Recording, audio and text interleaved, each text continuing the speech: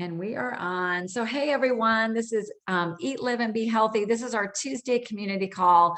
My name is Dee Corchin, and I am really happy to be a part of this with you tonight. We're going to be talking on a topic that I think is applicable to all of us, which is the important topic of transition and optimization. And I will tell you, in 11 years of coaching, whenever I talk to a potential new client, any client on their journey, the story is we all want to be able to reach our goals, and we want to be able to sustain it.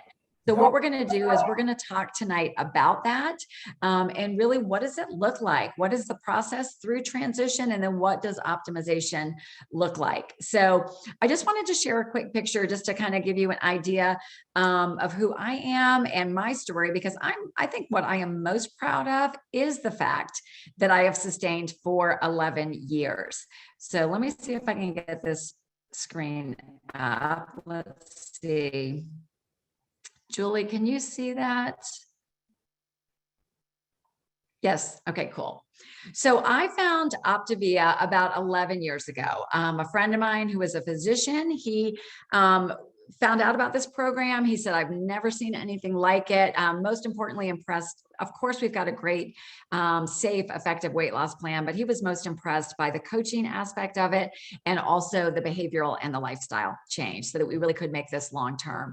And this was right up my alley. I was always in the fitness arena, passionate about health, but I didn't really have it all together myself. And Optavia really helped me take it to my own next level physically, but also through coaching, just really helped me develop a healthy mind, healthy finances, just transformed our family's life. So really, really happy about that picture in the middle. That's Dr. Anderson. That's our founder. He is passionate about every one of us here on this call and everyone in this country, just helping us live our best lives. And then I wanted to show this picture on the right. This is a picture, actually the one on the left is probably 5 or 6 years ago. But I was at a healthy weight. I had reached a healthy weight, but I wanted to just really model that through sustaining the habits of health. So through sustaining healthy low glycemic eating, by setting new goals, by continuing to exercise. I just really wanted to show the difference in how we can continue to improve.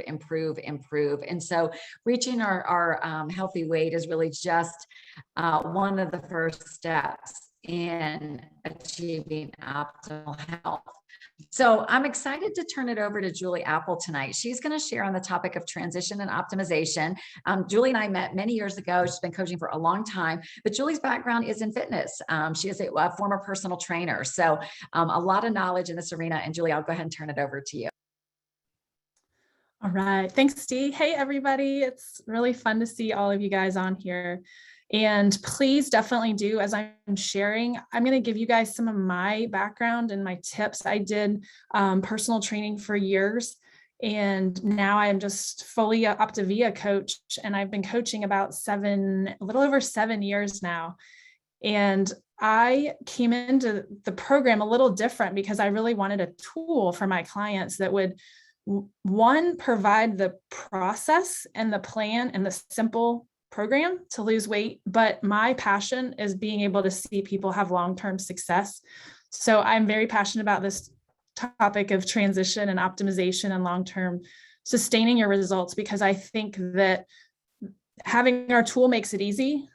And all of you guys that have been chiming in with your progress know that following the plan is easy. But I think what people come, and you guys may be sitting here right now, how in the world am I going to keep this weight off? Because I've never successfully done that. Nod your head if that's you.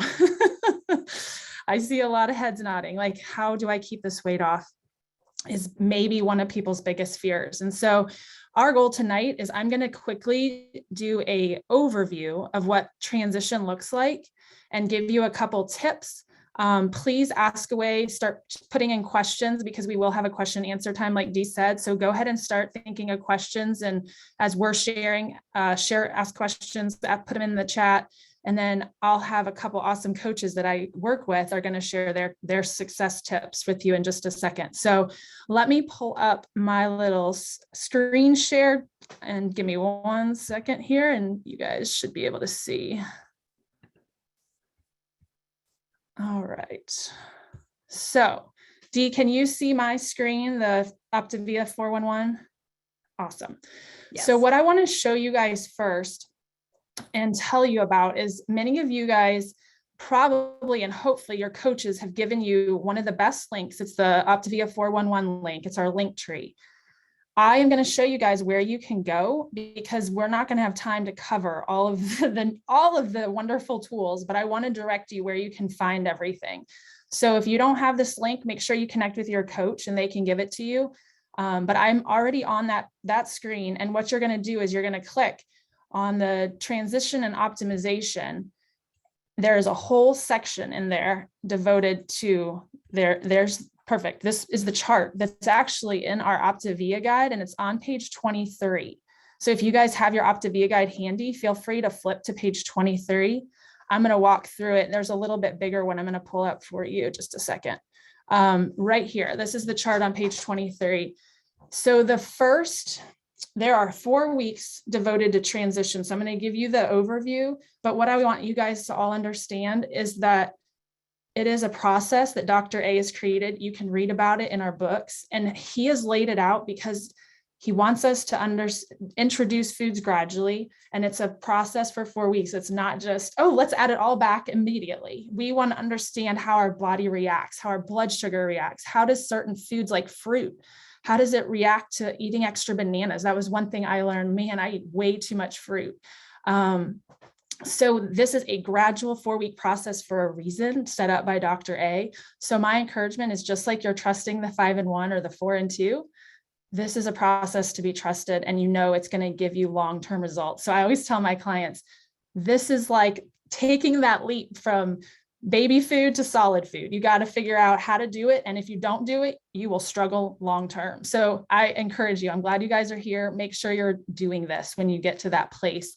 So the first week of transition, you are actually just adding an extra cup of vegetables. So your week's going to look just like 5 and 1, but you're just adding some extra vegetables. The second week of transition, you add back, in addition to the vegetables, you add back some fruit, 2 servings of fruit, and you drop a fueling. So if you're thinking about this logically, your fruit replaces that fueling you just dropped. So the second week, you're adding back just a small amount of calories. So you guys can see in that column how many calories are coming each week. That's one thing I'm going to tell you in just a second, how to calculate what your calories need to be. But week 3, if you guys can see this chart, it shows you that the third week, in addition to your vegetables and fruit, you're going to add back an extra serving of dairy. And that can come in the form of Greek yogurt. It could be almond milk. It doesn't necessarily have to be milk. Like personally, I don't drink milk, so I did not add back milk. I just added back some extra almond milk, cashew milk. And you're down to just the same 4 fuelings. By the 4th week is actually when you drop down to only 3 fuelings. So if you can see in the chart, you're eating 3 fuelings, and then you've got your extra veggies, your fruit that you've added back, some dairy, and then you're adding back serving of grain. If you're a man, I have had coaches ask me, well, what do I do for the men that have to eat so much more calories? You can add back extra protein. There are a couple very helpful resources. Michelle's probably going to share one in a minute. But in the link tree, there's a healthy exchange list where you guys can find 100-calorie snacks. And it's also referenced in our materials in our books. So by the 4th week, you're around 1,100 to 1,500 calories, depending on what you've added. So I'm going to go back to my PowerPoint for just a second. All right. I want to also tell you guys how to calculate your TEE. And in that, what that means is how many calories should I be eating? So many of you are probably sitting there like, I don't have a clue what I should be eating after 5 and 1. And I like the ease of this. And so many people are like, I don't want to step out of my comfort zone, but I just encourage you guys to lean into your coach because they can direct you how to calculate how many calories you should be eating long-term. So for me personally, I eat around 1,500 to 1,600 calories a day, and that's all I need. And I know exactly what my day-to-day needs to look like. 3 fuelings plus your fruit, your dairy, your grains, and your protein. You fill that in your day, still eating 6 times a day. And I'll tell you, I've been coaching just over 7 years, and I still eat 2 fuelings a day. And I was talking to some other coaches, and in some of our resources in our Facebook groups, it is proven, not Optavia studies, but 2 fuelings a day can actually help you sustain your weight loss ongoing. So there's so many resources at our fingertips, guys. So I just encourage you, lean into your coach and ask, how do I do this? Understand it, walk through it with your coach, and know that all these resources are there for us.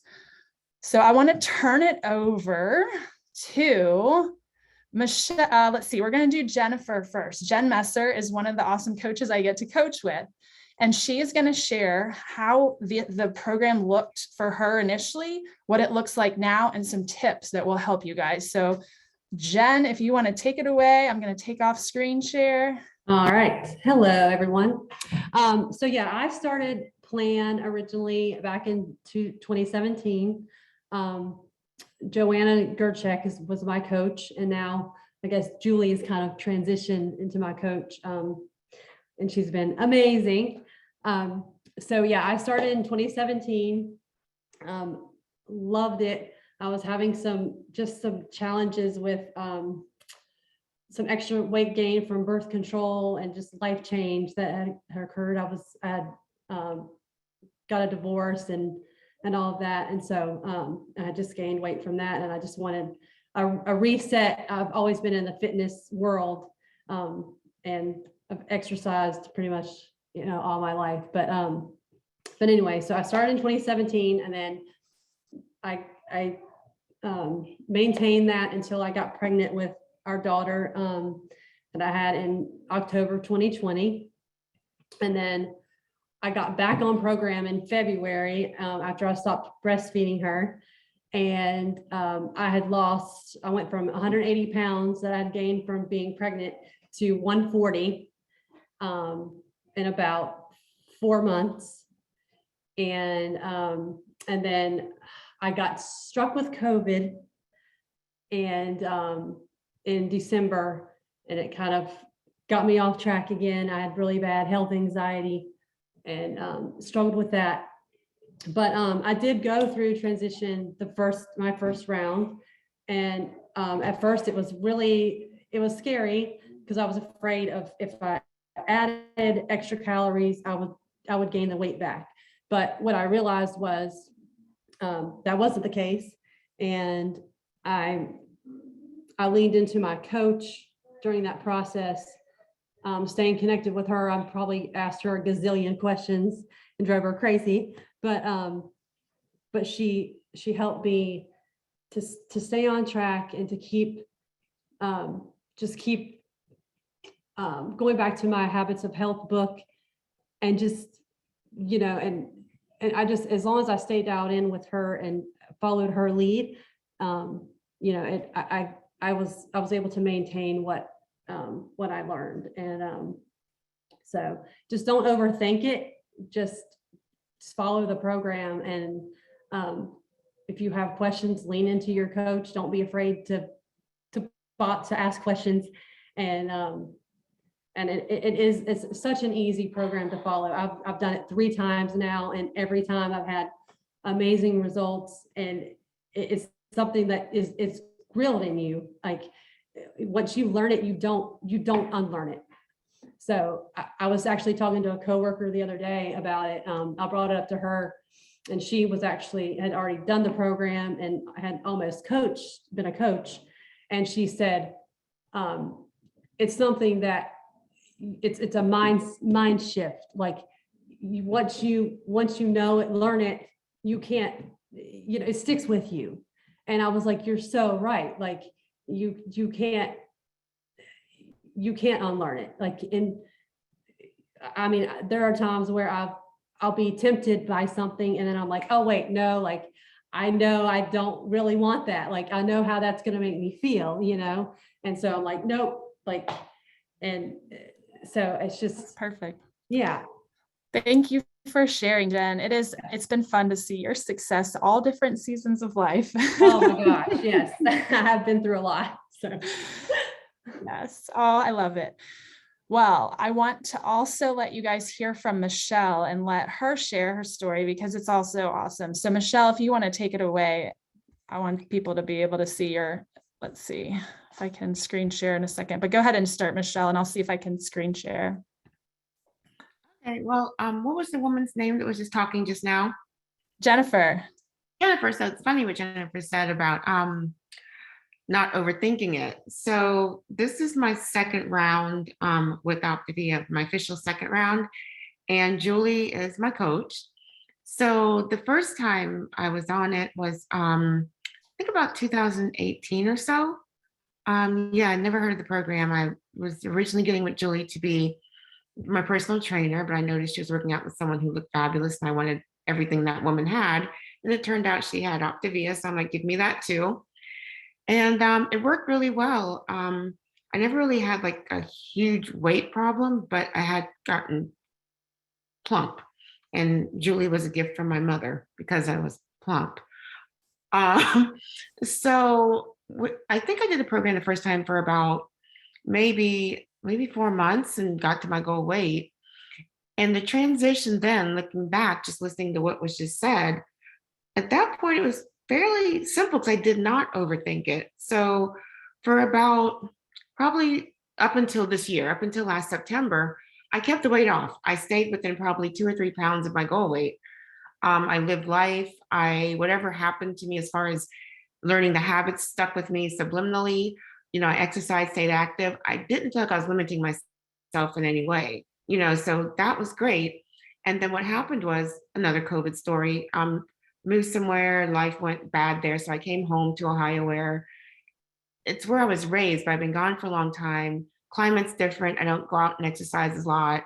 Didn't have as many friends here. I was kind of isolated and obviously slightly depressed. So I ended up getting therapy on the side.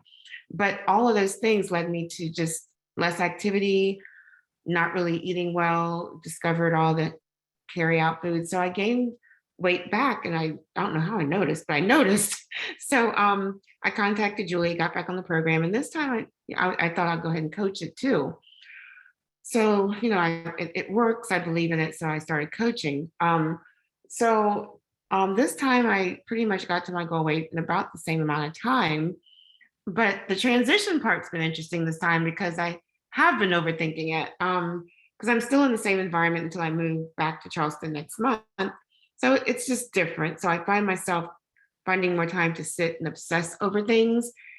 And it's been a little bit more difficult. But what I found, thanks to Julie, my coach, is that the new book that we have has some ideas for snacks. I have it right here so I get the page. On page 278 in the Habits of Health book.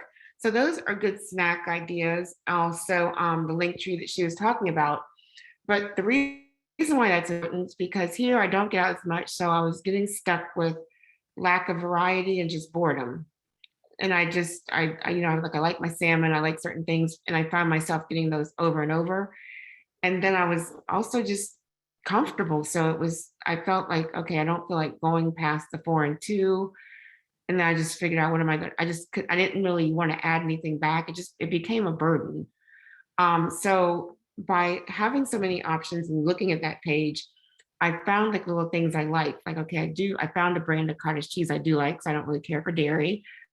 So I would, make sure I consciously had that. And I did find like a grocery, online grocery place that sends you groceries, but they send them to you in a way that they put them in recipes, but they're still healthy because you can choose vegan, you can choose what you want. So I found that as a way to get variety in, and a lot of them make like 2 meals and stuff. So I've this time it's been a little bit more difficult, but it's also made me a lot more aware of the process. And I still do like 2 to 3 fuelings a day, just to kind of bridge that gap, because the thing about me, I was never a big snacker or anything like that. So for me, this is a learned behavior to make sure I keep eating throughout the day. And then one thing I do, which I'm glad, is like when I wake up, I have my routine and get my first meal in, within an hour waking up and things like that. So the first time, a complete breeze. This time, a little more challenging, but that helps me also relate to my clients, because if that happens, I can say, okay, I really do understand where you're coming from, because here I am. So, I The mean, same things going yeah, on. yeah, Yeah. it's a process, and it takes time. And I don't think there's a right or wrong way, as long as you keep trying. That's Yeah. awesome. It's helpful to hear, Michelle, like what you've been able to do, because I think there are so many different options that you can choose from. And that's one thing I would encourage is try to keep your options maybe limited as you're going through transition. You don't have to try 10 different types of dairy. Just keep it in a small window of options, and try One not thing. to overwhelm yourself, right? Mhm. So thank you for sharing too, Michelle. Thank you, ladies. You're welcome. Awesome. Well, thank you, Julie. Thank you, Michelle. Thank you, Jen. I think it's such an important topic, and as you're going through your habits of health and your life book, the important thing I want, we want to send this message is that we don't want you to have fear as you're going through this process, that we really, if you trust in the process and what you've learned so far, trust in the next step, which is transition and into optimization and eating all food groups. Dr. A doesn't want us to have fear of food, and he really has the 9-inch plate approach, like a very, very logical, easy to follow format. I think the one thing that continues is what Julie described, is continuing to eat 6 times a day. That habit remains. And then, like Michelle said, she still uses some fuelings. I mean, really, you have to just be honest with yourself. Will you cut, chop, and prepare 6 of your own fuelings a day, or do the fuelings make sense because they're nutrient dense and a lot of nutrition for less calories? And that's your choice. And that's what we want you to partner with on your coach once you're through the transition process on what does optimization look like for you. But hoping this gives you some peace of mind. We're all on the same journey. Both Michelle and Jennifer and Julie and I decided to step into coaching. And one reason we did that is there is a statistic that clients that step into coaching, just take what you've learned, have somebody else walk on the journey with you, you'll be 5 times more successful. 500% more successful at reaching your own goals and keeping it off. So that is really a tough statistic to ignore. And the way I looked at it was like, hey, if this is what's going to keep me going, then it makes perfect sense to stay immersed and help other people. So let's see what kind of questions you have. I know there was one in the comments I saw asking how long was the transition process, and that is a 4-week process. Okay, so there is a question from Andy. Is there a plan for transition that does go back to 100% quote real food? Julie, do you want to answer that quickly? Yes, absolutely. The pages that Michelle referenced, Dr. Anderson is definitely an advocate for whole foods. So I would say definitely, Andy, there are lots of options. Even I believe it's on the Habits of Health website. Dr. A has 2 weeks of sample meal plans. So there's a lot of resources that we can direct you to, that if you would choose not to use the fuelings, you can absolutely eat 100% all of your own food. Just like Dee said, though, you just got to make sure you're doing the prep work so that you don't, fall short of eating the 6 times a day, because that really is one of your huge tools and trips for magic for long term. Yeah.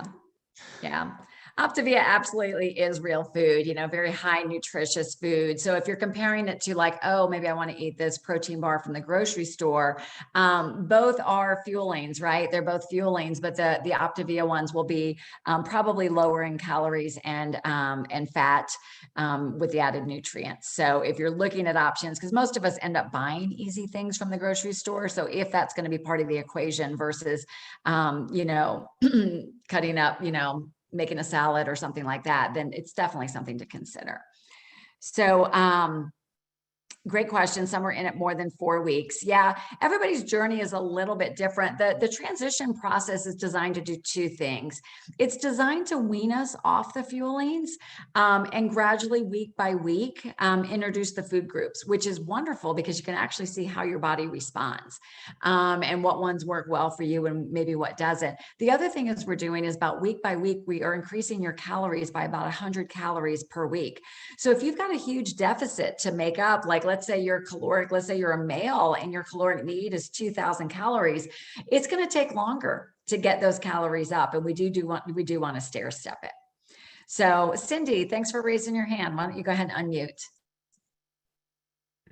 I'm just curious about people that, like, my husband's diabetic And being on program, he's no longer considered diabetic. So they've taken him off of the majority of those medications.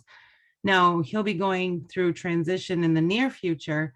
Has anybody experienced diabetic clients and their sugars, their levels going back up because they're incorporating like the natural sugars for the fruit and whatnot?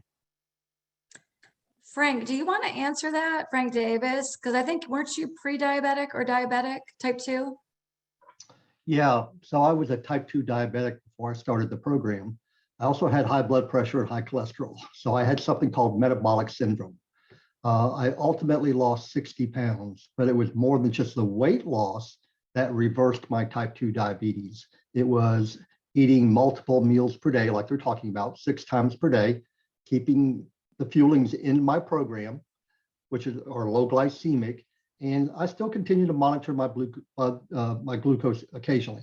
Now, that was all per my doctor. So I was on medication originally, it was cut in half again, and eventually no medication at all. So 3 years later, I remained prescription free, reversed my type 2 diabetes, and if I can do it, other people can do it. Good question, Cindy. And I think all of us, we kind of need to know, right? Like know our bodies, right? Like for me, like when I get to that grains category, like the bread and starches, like that's a trigger for me, right? So, and that like for a diabetic, you might know there's certain things like fruit or grains that might raise your blood sugar. So like I just make a personal choice that that's something that I limit, that I don't have on a regular basis, just because I know how my own individual body responds. But Cindy, I would just say take it week by week through that process with him. But that was a great story, Frank. Thank you.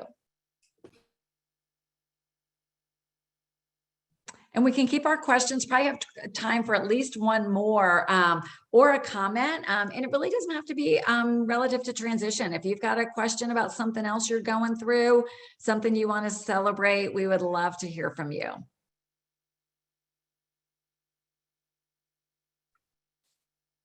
Hey, Dee, I just wanted to make a comment that, I was one of those people too that was absolutely frightened to death to go into transition, right? I had lost 78 pounds and I was frightened that I was going to put it back on.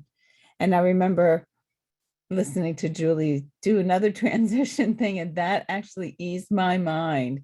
And I was able to transition. Now I know my body, just like you said, Dee.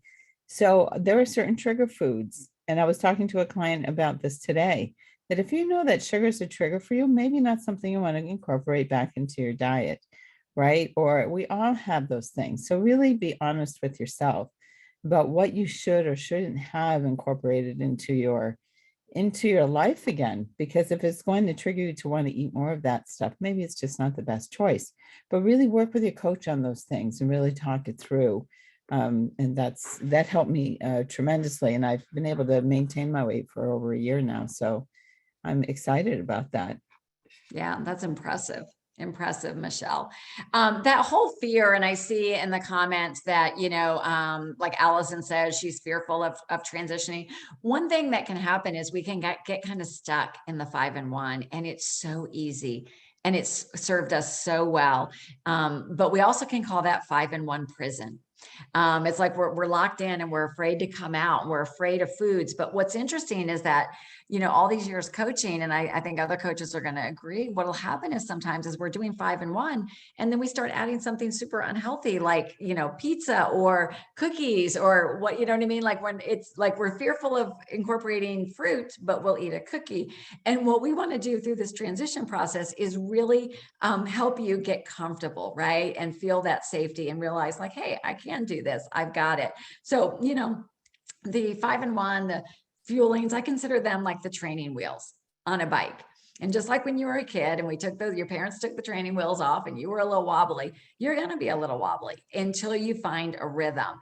But you will find a rhythm that will work for you. I promise, if you trust the process, but you have to remain intentional. I always say with freedom, this is what I told my boys, right? When they became teenagers and they got the keys to the car, I said, with freedom, just like us as adults, with freedom comes responsibility. So that's why we really encourage you to be in your Habits of Health book, to be doing your life book, so that when you get to transition, Because the great thing is we've got this fast weight loss plan. The worst thing is we got to make sure we're caught up and we're prepared, right? So we want you to be involved in doing the work. And thank you for being on this call, because this is a big piece of it, because knowledge is power. So investing in yourself, investing tonight was a great decision for yourself. Thank you to Julie, to Michelle, and to Jennifer for sharing with us, and for everybody who asked questions. We're going to let you go. We'd like to honor your time and our finish time. But thank you for being here. We've got another great topic next week, and stay in touch on the Facebook group through the Summer Slim Down Challenge. All right, we'll see you next time. Thanks so much.